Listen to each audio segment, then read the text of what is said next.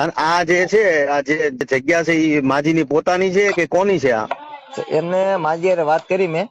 હા, એ જગ્યા એમની છે, એમને પ્લોટ કોકે. કીર્તિ પટેલે કર્યું ખજૂરભાઈનું કોલ રેકોર્ડિંગ વાયરલ. નમસ્કાર મિત્રો, કેમ છો? બધા જ મજામાં જ હશો.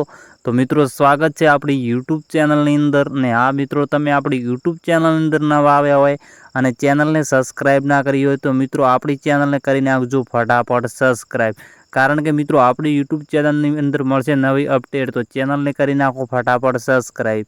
તો મિત્રો, સોશિયલ મીડિયાની અંદર જે કીર્તિબેન પટેલ અને ખજૂરભાઈનો જે વિરોધ ચાલી રહ્યો હતો તમને મિત્રો બધાને ખબર જ હશે. તો મિત્રો, વિરોધ સમાપ્ત થઈ ગયો. તો મિત્રો, ફરીથી કીર્તિ પટેલે વિરોધ ઊભો કર્યો છે ખજૂરભાઈનો, અને એક એવું કોલ રેકોર્ડિંગ વાયરલ કર્યું છે ને, તો મિત્રો તમે સાંભળશો ને તમે કહેશો કે ખજૂરભાઈ ખોટા છે. પરંતુ મિત્રો એવું કાંઈ નથી. કીર્તિબેન પટેલ છે ખજૂરભાઈને ફસાવવા માટે અનેક પ્રયત્નો કરી રહ્યા છે. પણ મિત્રો, ખજૂરભાઈ છે એ ગરીબોના ભગવાન છે. અને આ મિત્રો, જે મિત્રો ખજૂરભાઈને ભગવાન માનતા હોય તો વિડીયોની અંદર કોમેન્ટ કરી નાખજો ને.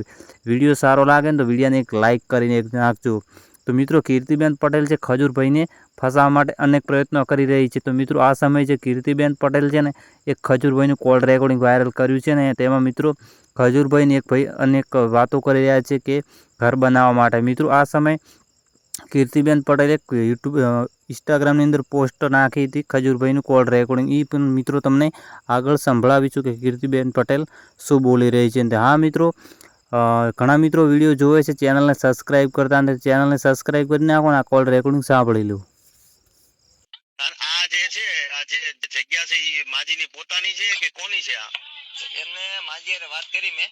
હા, એ જગ્યા એમની છે, એમને પ્લોટ કોકે આપેલો છે. અને એ ખાલી પ્લોટ પડ્યો છે. પંચાયત ઉપર પ્લોટ આપેલો પણ મકાન કોઈ બનાવી દેતા નથી. હા, બરોબર. અને કેટલા વર્ષોથી પ્લોટ એમનો મળેલો છે પણ કોઈ એટલે તમારો એને કોન્ટેક્ટ કર્યો હતો. એમની ઈ જ્યાં વાહે જે ઘર દેખાતું હા, એ એમનું નથી. એમનું નથી. ના, તો ના. ઈ ક્યાં રહી છે? એ એમના રોડ ઉપર એમના એને સાપરું બનાવેલું છે, એમના રેસ. તો પછી તે બેકગ્રાઉન્ડ હું કામ બતાવ્યું વિડીયો ઉતારીને? પણ સાહેબ તો શું કરું, બેકગ્રાઉન્ડ માં છાપરામાં એ હાલતમાં રહે છે તો પછી શું કરવાનું કયો? નહીં, પણ તો આ વસ્તુ ખોટી ન કરી કે ભાઈ તે? એમને મેં વાત કરી કે મારા પ્લોટ છે કે પણ પંચાયત આપેલો છે. જો આમાં વસ્તુ હું જ ખબર, હું કેવા લોકોના ઘર બનાવું કે જે ઘર હોય નહીં.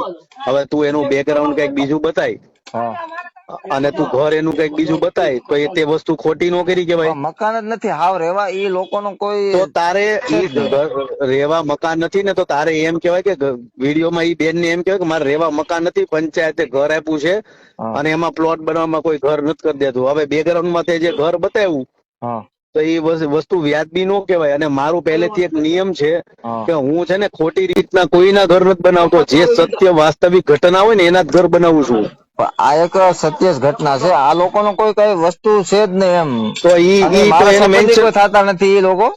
પણ એ કોઈ તો ઈ તારે મેન્શન કરવાનું હોય કે આ લોકો પાસે કોઈ વસ્તુ નથી, અને જે ચાપરા વાળા ઘરમાં રહી ને ઈ ઘર બતાવવાનું હોય તારે કે અહીંયા રહીશ. ઈ સાપરુરી એમનું રહેશે પણ એ જગ્યા એમની નથી એવું છે.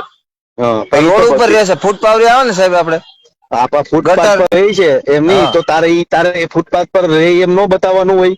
પછી આપણું એમને ફૂટ પાર્ક માં બનાવીશ તો શું કરવાનું કયો? આપા તો ઈ બતાવવાનું હોય. હવે તે શું કર્યું કે જાણી જોઈને મગજ વાપરી અને સ્પેશિયલ આ લોકોને આવી રીતના ગોઠવીને વાહે બેકગ્રાઉન્ડ માં જૂનું ઓલું ઘર બતાવી અને આ તે વસ્તુ કરી. એવી રીતના નો કરાય. ગોઠવવાનો કોઈ આપણો કાયદો અને કોઈ ઈરાદો હતો નહીં. મારે કોઈ એમાંથી કઈ લેવું નથી. તમારી બધી લોકોને એક ઈચ્છા હતી તમારે લગી વિડીયો પોગે, બાકી હું એમનો કોઈ સમાજનો માણસ નથી, હું એમના ગામનો માણસ નથી. ઈ કેવા છે જાતે? કેવા છે ઈ લોકો? ઈ કઈ ખબર નથી જાતે કેવા હોય, મેં કઈ પૂછ્યું નથી. તો ઈ જયારે વિડીયો બનાવવા જાતો બધું પૂછે ને તમે ક્યાં રહ્યો, હું